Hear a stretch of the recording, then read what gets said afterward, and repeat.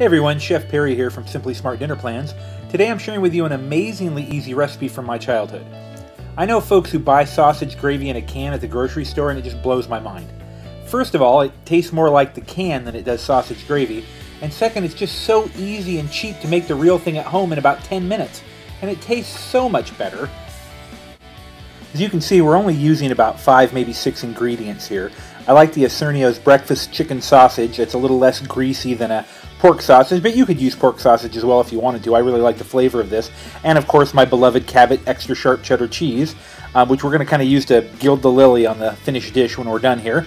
A little butter, a little flour, milk, and pepper, and that's really all that goes into this recipe. So the first thing we're going to do is we're going to heat up a pan to about medium-high, and we're going to go ahead and drop our chicken sausage in there. I've just taken it out of the package, plain, into a bowl here, so we're just going to scoop that off into the pan.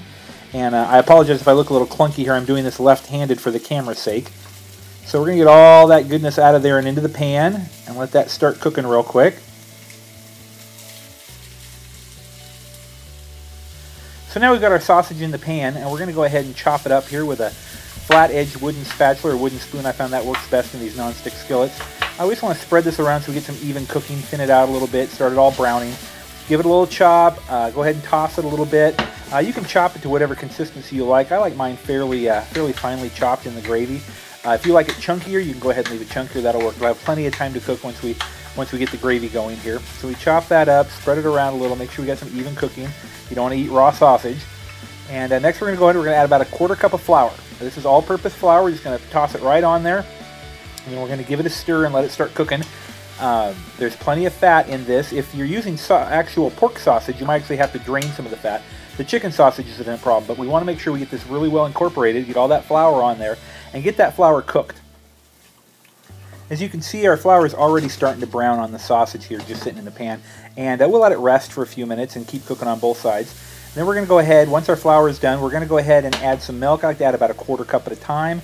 And we'll stir that in. It's going to seem really thin at first. Don't worry, there's plenty of flour in there, and it's going to thicken up very fast. So you can see it's already starting to thicken in the bottom of that pan. So let's go ahead and we'll add a little bit more milk in there, and we'll stir that back in, let that come up. Like I said, about a 1/4 cup at a time seems to be fine. One thing I love about this method is it's an almost foolproof gravy method for not having lumps. It's almost impossible to get lumps in this method because the liquid's just pulling the flour off of the meat a little at a time as it's thickening. So as you can see, it's thickening up there again. Once you get all of your milk in, you're going to want to go ahead and add your pepper and whatever other seasonings. There's a lot of different things you can add. I like it just straight with pepper and maybe a little salt, depending on the type of sausage I use. We'll go ahead and stir that in, and as you can see, it's still thickening up. It's getting more and more bubbly as we go here, and it'll keep thickening. We're not done adding liquid to it yet.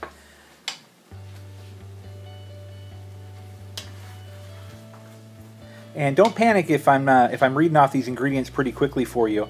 As you can see, we're going to add some water here. I'll have the whole list of ingredients at the end of this video that you can see. So we're going to add a little water and thin it back down some like that. And as you can see, it's thickened up pretty well, and it'll keep thickening up.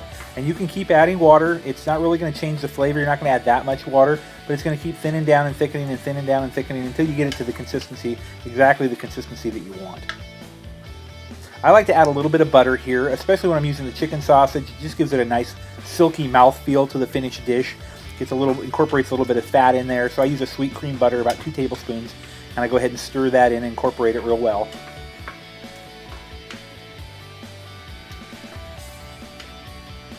Get that all stirred up, and then you can taste it for any additional seasonings. You always want to taste your dish, of course, before you serve it. I like lots of pepper, so you can see I added some more pepper and a little salt in there. A little pink, I think it's a little pink sea salt I had from Hawaii.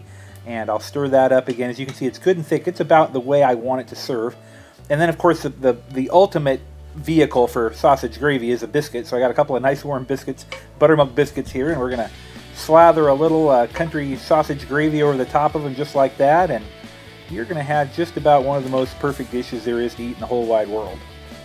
Now, as I was mentioned before, I'm going to gild the lily here a little bit and add a little bit of that Cabot extra sharp cheddar to the top.